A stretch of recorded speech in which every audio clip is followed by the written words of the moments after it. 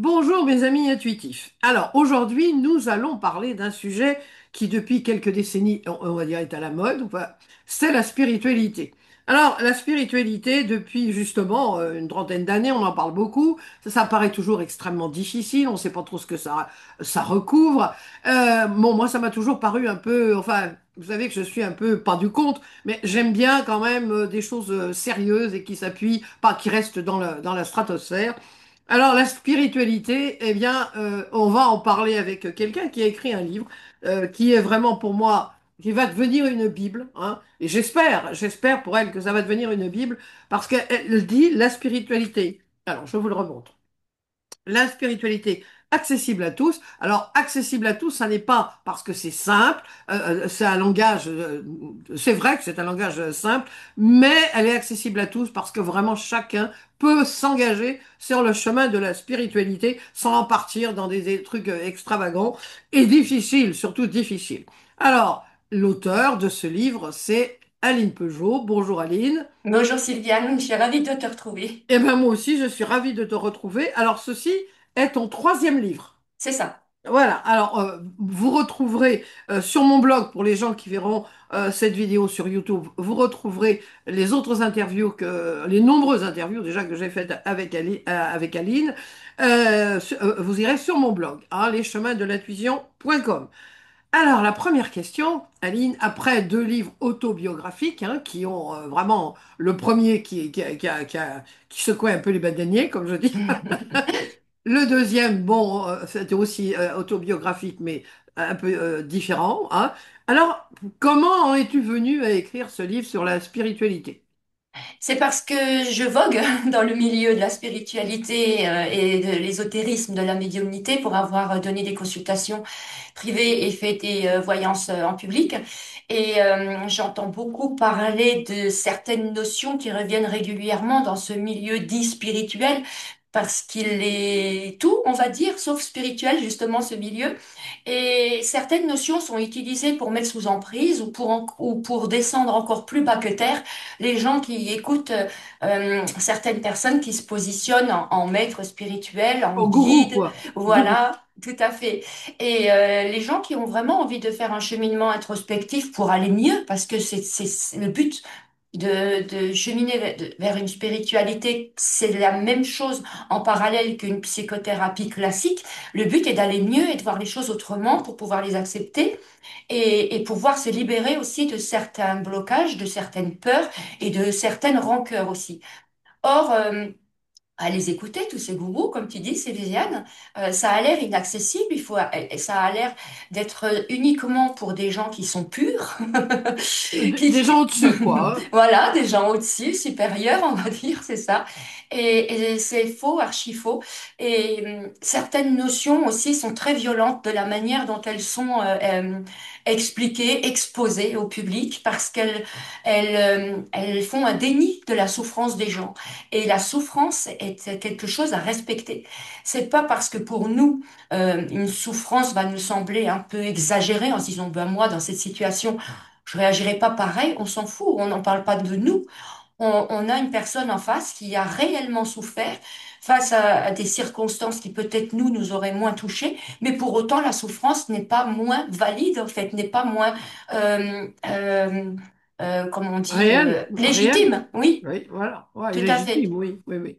Donc je remets les choses à leur place très simplement, avec toujours cette base que je prends dans mes écrits d'exemples personnels pour que les gens comprennent que je me positionne pas en énième donneur de leçons, mais en quelqu'un qui est vraiment passé par là, c'est que l'expérience en fait que je Oui. transmets et les notions telles que je les ai comprises et assimilées, intégrées, et pour ensuite que ça devienne une nouvelle programmation qui libère et qui fait que à la fin de ce livre, si réellement on suit et qu'on comprend toutes ces notions, on est insaisissable, voire invulnérable par rapport au monde extérieur.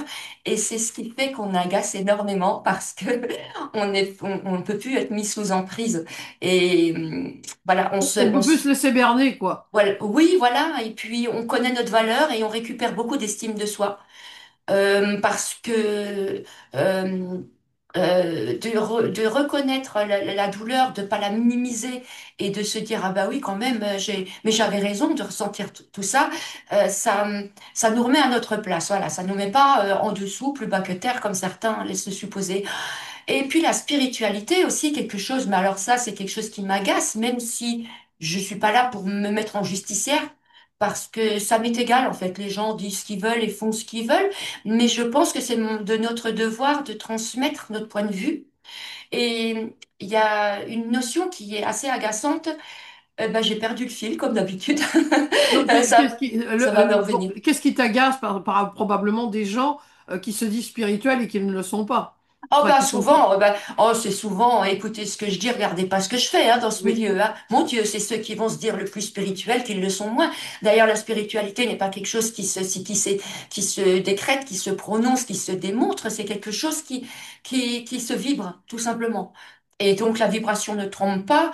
Et quand on écoute cette vibration, on voit bien que, on ressent bien que les gens qui se disent hyper spirituels vibrent totalement le contraire. Ils sont en soif de reconnaissance, en besoin d'affection, en besoin d'emprise sur les autres. Ils ont besoin d'écraser pour exister. Tout ça, c'est tout sauf de la spiritualité. bien sûr, c'est ça. Alors, oui, parce que la spiritualité, on en parle beaucoup. On entend, ah, je pris un chemin spirituel. Ah, Mm. je vais, ah, c'est la spiritualité. C'est mis un peu à toutes les Mm. sauces. Alors moi, ce Oui. que j'ai particulièrement aimé dans ton livre, et d'ailleurs dans mon, comment dire, dans mon article, je me suis permis de mettre un commentaire d'une dame qui l'a lu, qui est pour moi absolument l'essence totale de ton livre, qui est remarquable. Hein. Elle a écrit, mais d'abord, elle a un style extraordinaire. Merci cette dame. Je me suis vraiment permis de le mettre c'est la première fois sur mon blog parce que c'est vraiment extraordinaire ce qu'elle a dit, simple et vraiment très très bien écrit aussi. Alors, la spiritualité, donc il y a plusieurs. Ton livre, c'est comme le petit pousset, hein, c'est voilà, il y a alors c'est pas des petites pierres, hein, alors tu nous parles de certaines choses, hein, et surtout, finalement, la première chose, la base, si j'ose dire, de la spiritualité, c'est écouter son enfant intérieur.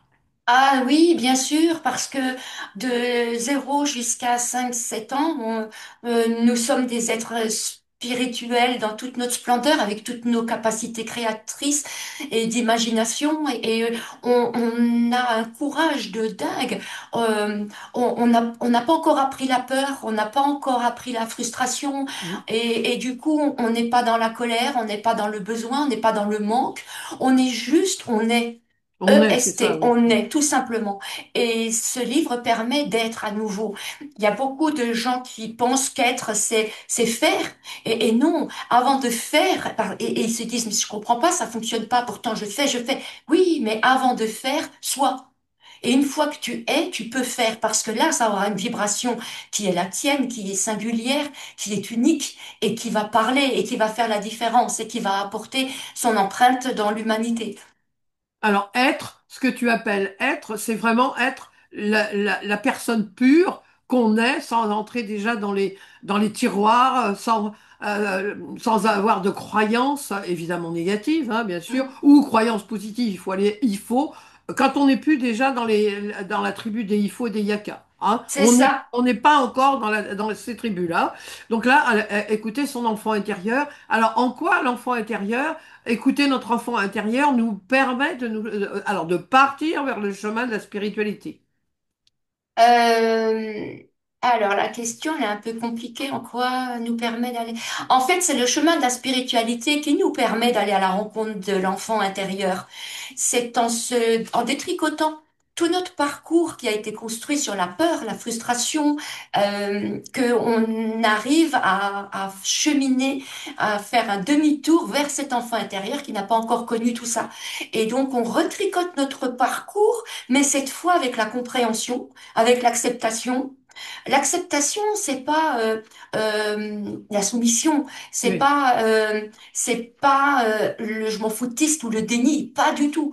L'acceptation, c'est juste une question de maturité, de sagesse, d'évidence, se dire ok, les choses se sont passées de cette manière et les accepter, c'est juste ne pas se braquer contre. Ça sert à quoi de se braquer? C'est une double souffrance déjà des circonstances et en plus la souffrance de la crispation de ne pas accepter ce qui s'est passé. Et ça s'apparente au caprice. d'un enfant. Et mais l'enfant qui fait des caprices après avoir été conditionné Oui, par toutes ces idées de si maman me fait pas ci, alors c'est qu'elle m'aime pas, donc on va faire un caprice parce que j'ai la frustration que maman m'aime pas et ne me voit pas.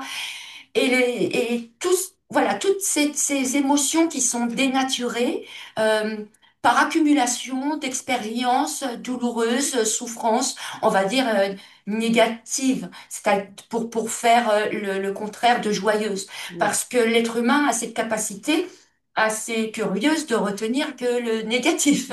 Et pourtant, le négatif n'est pas un langage du tout compris dans la spiritualité.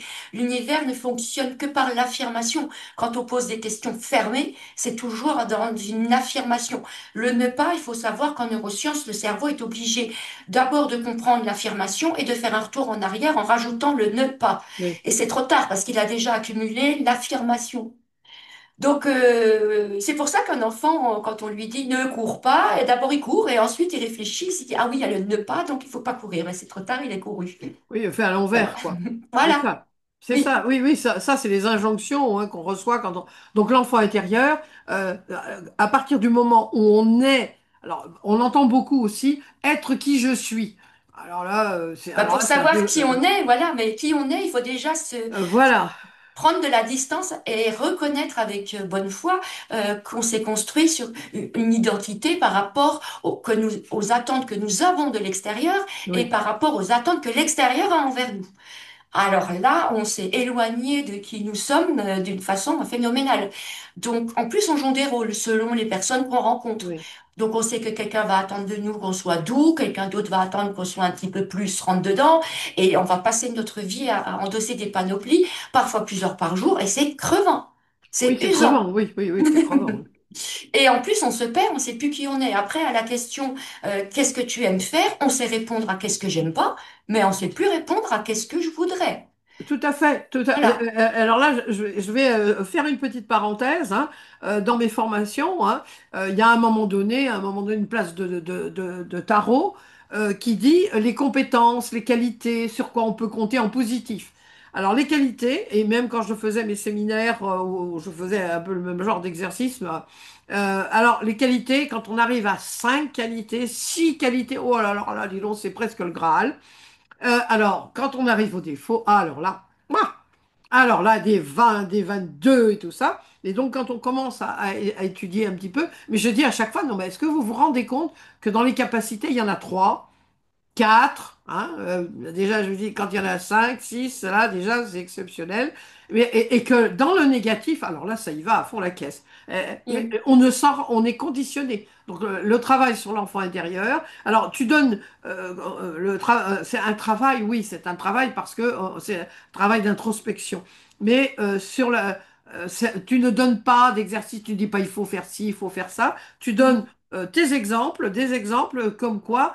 C'est un cheminement, c'est le petit pousset. Alors petit à petit, on va. Alors on arrive à l'ego. L'ego. Alors l'ego, Ben, pourquoi aussi? justement, l'ego, fait partie des choses qui nous empêchent d'exprimer nos qualités. Parce que déjà, on est conditionné par une société qui trouve que c'est mal de dire du positif sur nous, Oui, parce que tout de suite, on est dans l'ego. Et oui, en plus, justement, nos compétences, on les connaît pas, parce qu'on est dans une impuissance apprise, parce qu'à chaque fois qu'on s'est cru bon dans quelque chose, il y a toujours eu quelqu'un qu'on a rencontré pour nous dire qu'on était nul. Et à force de répétition, eh ben, on est persuadé qu'on est nul. Donc après, on est très, très embarrassé de dire dans quoi on est bon, ben en fait, on n'en sait rien. C'est pour ça qu'on a du mal à trouver. Et l'ego, oui, alors là, en spiritualité, on n'a plus le droit de rien faire qui contrarie l'autre parce que sinon ça veut dire qu'on est dans l'ego. Alors ça, oui, c'est ça. c'est juste fantastique. C'est Oui, juste fantastique. On n'a plus le droit de dire qu'on est doué pour ça. On n'a plus le droit de dire, je trouve que je suis quand même pas mal pour exprimer des choses que les autres expliquent de façon compliquée. Ah ben ouais, mais t'as un ego surdimensionné. Non, je oui, constate c'est ça. juste, Tout de suite, je ça y est, con- c'est l'ego qui en prend un coup. oui, voilà. Et puis l'ego, du coup, on entend, oui, mais moi, j'ai pas d'ego. Ah ben mon Dieu, bah alors t'es mort. Tu Oui, n'existes pas alors. ben, T'es personne, t'es rien. Parce que l'ego, c'est justement notre individualité. C'est nous. C'est ce qui fait que c'est notre séparation d'avec les autres.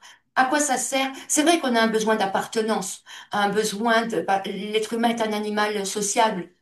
mais on ne peut pas se fondre, se perdre, se sacrifier dans la vie des autres et dans les parcours des autres. On a besoin d'avoir notre propre parcours et ça, c'est l'ego et notre libre arbitre.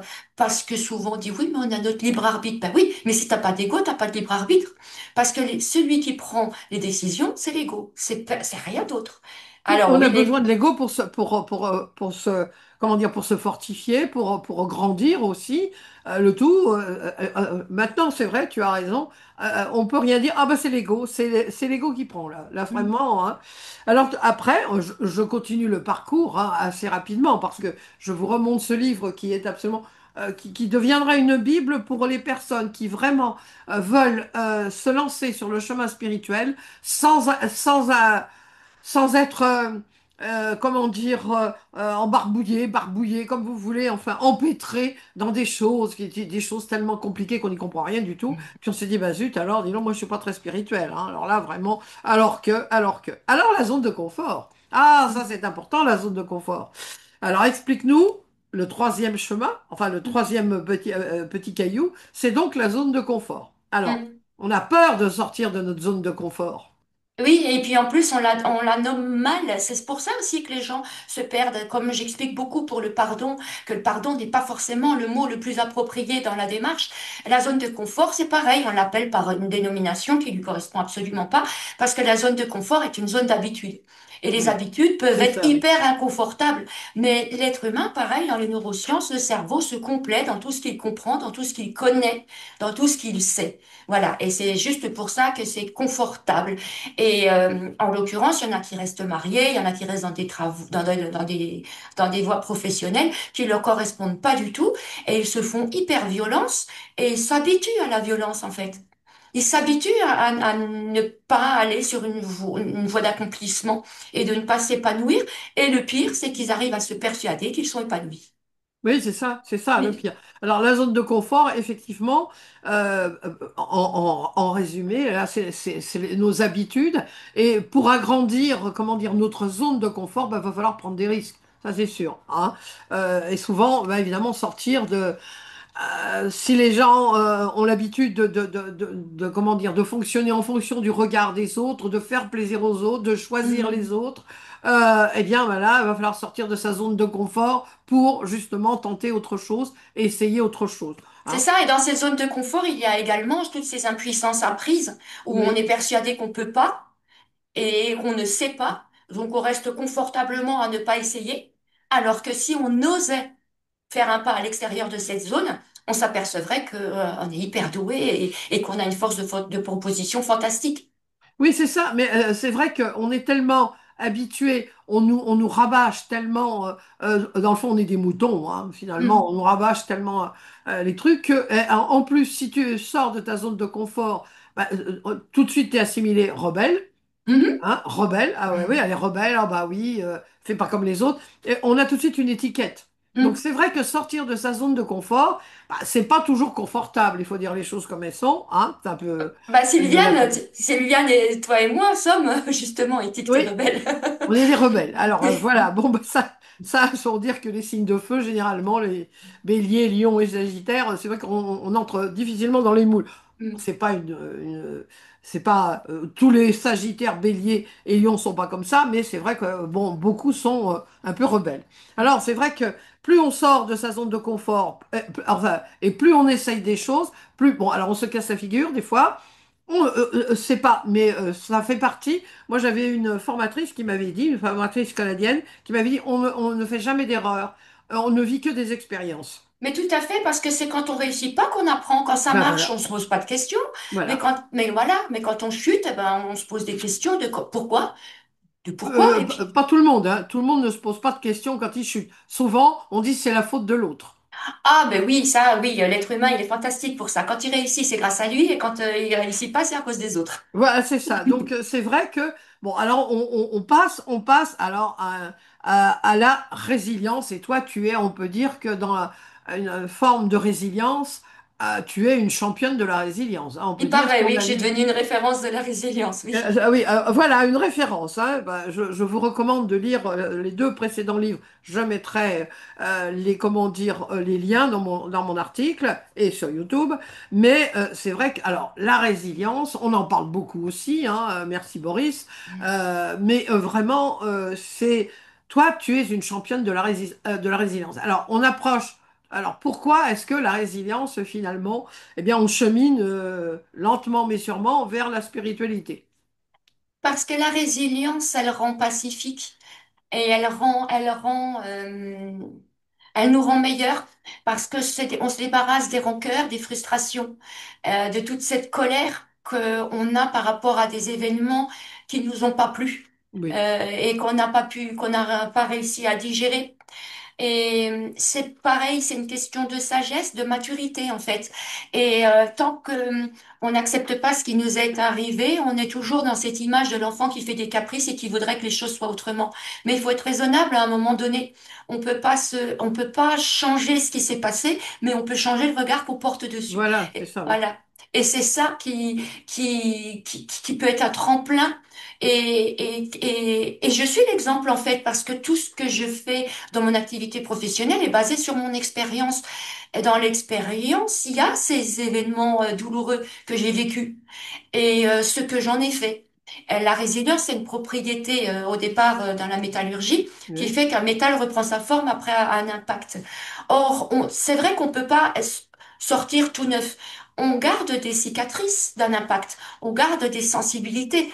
Mais c'est juste magnifique parce que c'est ce qui fait que nous sommes, c'est ce qui fait ce que nous sommes et c'est ce qui fait qu'on a une expression un peu différente de quelqu'un d'autre et qu'on va parler plus à certaines personnes qui seront en osmose avec notre parcours, avec notre sensibilité. Euh, la résilience, c'est tout simplement une question de survie, parce qu'on peut pas aller bien loin dans notre vie quand on se braque, quand on se crispe sur des choses sur lesquelles on n'a pas la main. On se rend malade, on se toxifie l'organisme et l'esprit, et la vie est un calvaire. Alors, libre à vous de continuer de vivre en enfer, mais moi, personnellement, à un moment donné de ma vie, j'en pouvais plus de cet enfer, et je me suis dit, j'ai pas d'autre choix que de voir les choses autrement. Et quand on se déplace, c'est-à-dire qu'on sort de ce rôle de victime, en fait, parce que tant qu'on oui, n'accepte pas, on est continuellement la oui. victime qui a subi. C'est de la victimite. Voilà, et cet instinct de survie dont l'amour-propre s'imprègne, se dit, mais zut, à la fin, moi aussi, j'ai envie de vivre et d'être heureux. Il n'y a pas que mes bourreaux qui ont le droit d'être heureux, parce qu'ils s'en foutent complètement, hein, que vous vous morfondez du matin au soir après ce qu'ils vous ont fait. Vous avez aussi le droit au bonheur, et c'est tout simplement en se disant, OK, bah, cette fois, la même situation se représenterait, je réagirais pas du tout pareil. Qu'est-ce que je leur en foutrais? Et puis ça fait du bien de savoir ça parce qu'on se voit enfin plus en victime, mais en quelqu'un qui cette fois serait capable de se De défendre, de se responsable. positionner. Voilà, De on est responsable. responsable, tout à fait. Et il faut pas s'en vouloir d'avoir été entre guillemets faible. On était juste faible de pas avoir les outils nécessaires à l'époque pour se défendre. On n'avait pas les compréhensions nécessaires. Et je compare souvent à la maternelle et la terminale. On peut pas comparer ni juger un travail de quelqu'un en maternelle avec quelqu'un qui est déjà dans un cycle de terminale. C'est pareil dans dans notre expérience de vie. Tout ce que nous avons fait, la manière dont nous avons réagi, est-ce que nous avons permis qu'il nous arrive? Parce que là, dans la fatalité, il y a cette part de responsabilité, comme tu dis, Sylviane, où nous avons permis, ne serait-ce qu'en étant justement la personne que nous étions, avec ce besoin d'affection, avec ce manque de reconnaissance, qui a accordé trop de confiance, qui s'est trompé en prenant de la violence pour de l'affection, pour une forme de Ou de l'affection, l'amour, ou de ou l'amour. de l'amour, voilà. Tout simplement ça, et ça libère. Et rien que d'en parler, ça me fait des frissons parce que ça me fait du bien, parce que c'est réellement ça le chemin de la libération, il est là. Alors, c'est vrai que, alors on va arriver juste après la révision au pardon, mais pour finir sur ce thème, on va dire, c'est vrai que les gens qui sont résilients, bon bah, déjà ils sont plus forts, hein, ils voient la vie évidemment, ça amène. quand on a subi des choses quand même violentes, alors je pense aux guerres, hein, je pense on parle beaucoup de Bétarab en ce moment et tout ça, ce qui est une horreur absolue. Il y Ah, en a eu beaucoup. Bon, les gens qui ont été, les femmes battues, les féminicides, on sait de quoi on parle, toi et moi. mm, Comment arriver? Alors là, c'est le gros morceau, je vais dire. On arrive au gros morceau, c'est le pardon. mm, mm, Alors, parce que les gens confondent souvent le pardon avec l'oubli. Enfin, on pardonne, hein, mais voilà, c'est comme s'il n'avait rien fait et tout ça. Et là, je parle d'un truc qui m'a comment frappé. La semaine dernière, il y avait, t'en as entendu parler sûrement, la Kim Kardashian, la fameuse mm. influenceuse, donc il y a 9 ans a été bâillonnée, elle a cru sa dernière heure venue, elle a eu très très peur. Alors c'était des pieds nickelés, on les a pris assez rapidement, ceux qui ont fait ça, qui ont fait le coup. Enfin, ils n'ont pas dit où était le fameux carat de 9 millions de dollars, hein, quand même. Enfin bon, ils ont été pris, les pieds nickelés, ils ont été pris tout de suite. Et elle a pardonné. Elle a pardonné à ces gens-là, mais on voyait que c'était sincère. Enfin, moi, je l'ai senti sincère. Pas que j'aime particulièrement Kardashian, mais bon, elle a vécu quand même quelque chose d'extrêmement traumatisant. Alors, comment on arrive à pardonner? Bon, toi et moi, on sait un peu, hein, Mm. mais je voudrais que tu nous en parles parce que le pardon, c'est un gros morceau, on va dire. Et justement, le pardon elle fait partie des mots mal choisis pour cette notion-là, parce que dans l'étymologie même du mot, ça signifie effectivement comme si de rien ne s'était passé. Voilà. Or, on ne peut pas minimiser une souffrance, on ne peut pas minimiser des faits quand ils sont, enfin, peu importe, hein, qu'ils soient, peu importe, parce qu'on, et c'est toujours relatif, hein, c'est toujours Oui. par rapport à un parcours. Et je préfère, le pardon, c'est tout simplement la résilience également. C'est accepter ce qui s'est passé et ne pas en tenir rigueur, ne pas entraîner une rancœur, quelque chose qui nous empoisonne, nous, la vie. Oui, c'est Ce nous, qui- c'est ça le problème. Voilà. C'est tout simplement prendre du recul, le détachement par rapport à quelque chose. Euh, Kim Kardashian, effectivement, tant pis. C'est comme si ça s'est passé, mais tant pis. Tant pis, c'est derrière. Euh, Quand c'est des événements en lien avec des violences physiques, c'est très difficile de dire tant pis, mais euh, on a deux choix. Ou on est continuellement la victime et pleurer, ou alors on reprend des forces, on se relève et on se dit, OK, ça s'est passé. C'était dégueulasse, ça a été Effroyable immonde, souvent. immonde. Seulement, j'ai pas envie que cette immondice teinte ma vie encore à venir. Tout simplement, ça veut dire ça, le pardon. J'ai pas envie que tout mon futur ait l'odeur nauséabonde de ce qui s'est passé. Donc, c'est d'abord se libérer, nous, pour pouvoir se donner une chance d'être heureux et de continuer autrement que de continuellement être euh, euh, Dans ressassé, la rancœur, oui, dans la rancœur, voilà. la colère, Mm, qui sont des émotions extrêmement négatives et qui ont une mm, influence sur notre organisme physiquement, hein, on sait aujourd'hui. Enfin, on en parle beaucoup, heureusement, aujourd'hui. Donc c'est vrai que, alors le pardon, bon, moi, il y a évidemment Simone Veil, hein, tout le monde. Alors, elle avait pardonné, hein, elle avait pardonné quand on a vécu dans les camps de concentration, ce qui pour moi est l'horreur absolue. Il y a pas, bon, enfin bref, on va pas revenir là-dessus. Mais je veux dire, elle a réussi à vivre. On vit avec ça, mais c'est comme tu dis, le pardon, c'est pour nous, c'est pas pour l'autre finalement. mm. C'est pour se dire, bon, ben voilà, j'ai vécu ça, ok. De toute façon, on va pas pouvoir le changer parce que ça a été vécu. Mais qu'est-ce que j'en fais? C'est toujours l'éternelle question. Qu'est-ce que je fais de ça? De ce sentiment négatif, de cette colère ou parce que j'ai besoin de reconnaissance. Enfin, finalement, c'est toujours qu'est-ce que je fais de ça pour ma vie future, hein? Enfin, c'est ça, parce Alors, que les sentiments négatifs sont destructeurs, alors que justement, se poser la question, qu'est-ce que je fais, c'est constructif. Et la construction est toujours positive. Peu importe la manière, quand on fait quelque chose, quand on en fait quelque chose, c'est forcément quelque chose de transcendantal. Voilà. Euh, et Et en fait, c'est aussi rendre un événement douloureux utile. Parce que souvent, on se dit, mais ça a servi à quoi, à part que je souffre?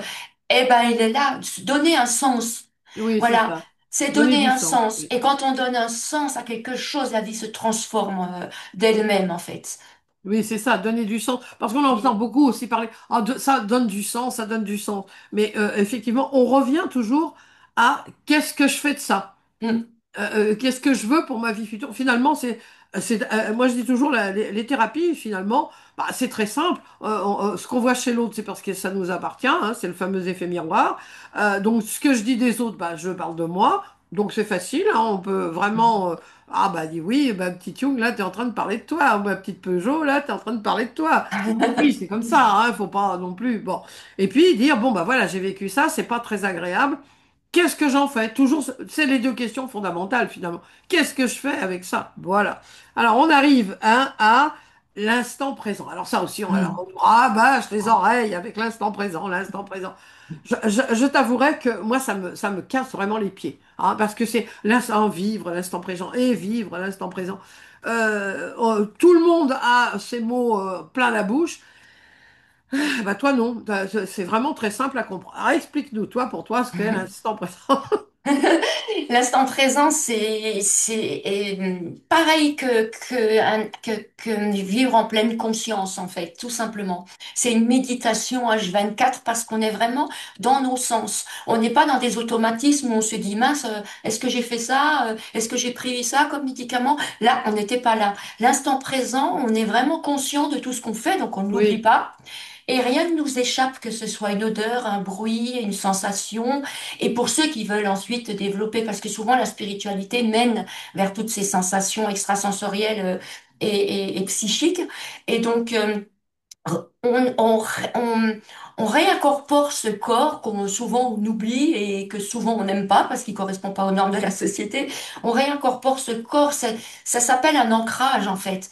Dans cet ancrage bien présent, il y a rien qui nous échappe et on peut même anticiper les choses. C'est vraiment gagnant parce qu'on ressent que quelque chose va arriver, que quelque chose va bien se passer, qu'il y a quelque chose qui cloche.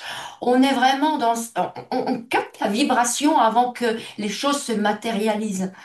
Euh, euh, Comment expliquer encore plus clairement l'instant présent? C'est vraiment, C'est être conscient de ce qu'on fait, de ce qu'on dit.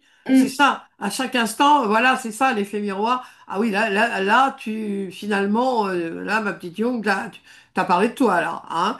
Là, ah oui, là, bah, t'es contente parce qu'on te reconnaît. Ah oui, bon, bah, ouais, ouais. Dans le fond, c'est ça, hein, c'est être c'est toujours ça. conscient de ce qui se passe. C'est comme être un radar, voilà, c'est ça, qui capte et qui fait des liens et qui effectivement comprend rapidement les choses. Que oui, la personne qui parle, ses reproches parlent d'elle, c'est ça, c'est vraiment. Parce que souvent on dit j'ai rencontré un tel, on a discuté une heure, ah oui, et de quoi? Bah je sais plus. Parce qu'on n'était pas dans cette écoute justement Voilà. profonde. Et c'est ça l'instant présent. C'est ne rien louper de ce qui se passe à cet instant. D'être conscient vraiment de ce qui se passe. Tout à fait. Alors, on va, C'est ça vivre en fait. Sinon, on vit oui. pas. Alors, ma chère Aline, là, on va aborder un sujet. Maintenant, alors, donc, je vous redonne ce livre, hein, La spiritualité accessible à tous, donc de Aline Peugeot, comme vous voyez. Puis alors, vous voyez, c'est bien, bien stabilo bossé. Donc, j'ai bien fait mes devoirs. Oui.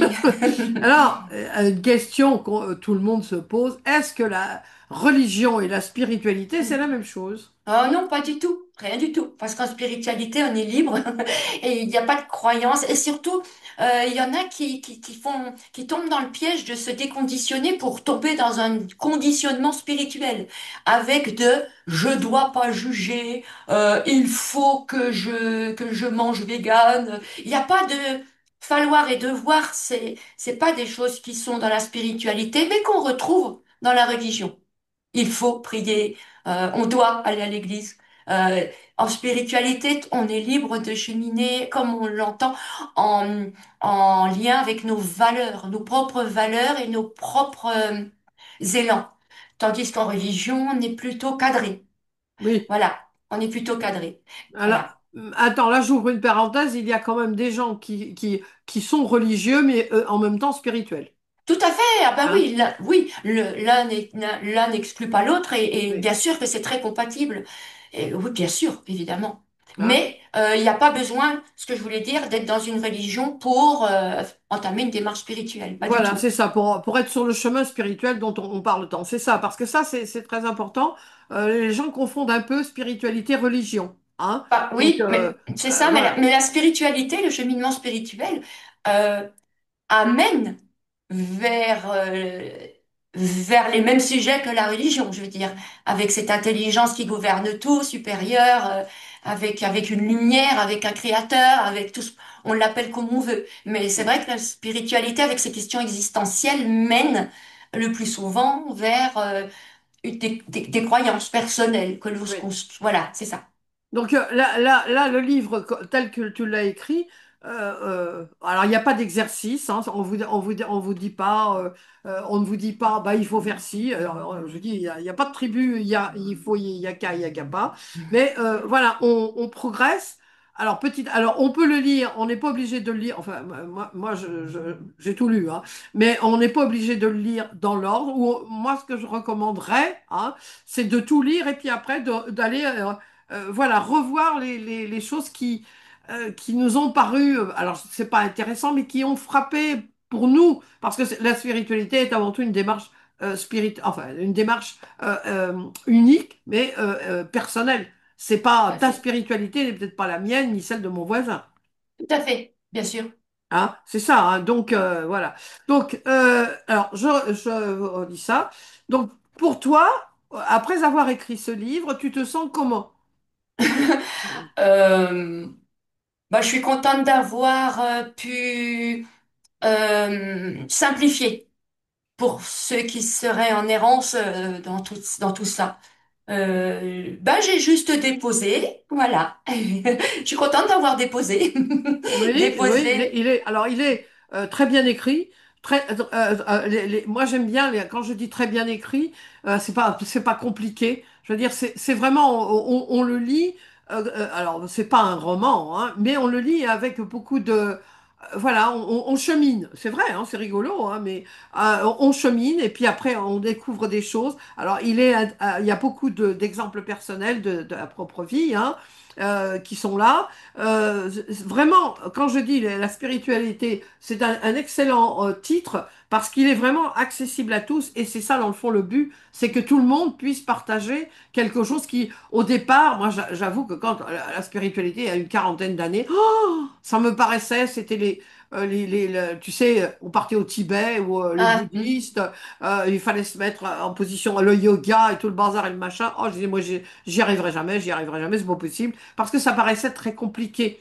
Alors que là, on se rend compte, bah, finalement, c'est le truc de Socrate hein, qui disait connais-toi toi-même. c'est ça. Plus on se connaît, plus on est dans la personne qu'on était au départ, hein, la personne, voilà. Alors on parle pas de karma, on parle pas de bazar et de machin. C'est un livre qui est pour nous occidentaux, hein, en fonction de nos croyances par rapport à la spiritualité, par rapport à tout. Alors c'est une mine d'or, hein.